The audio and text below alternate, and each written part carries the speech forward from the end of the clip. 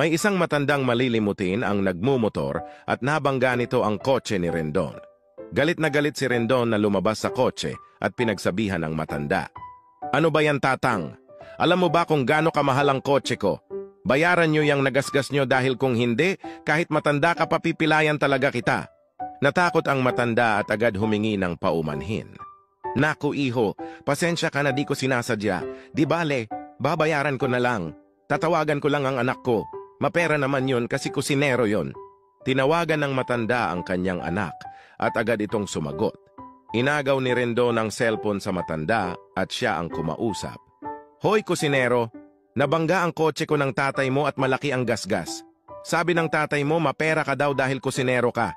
Puntahan mo kami dito at bayaran mo to dahil kung hindi, pag-uumpugin ko kayo ng tatay mo.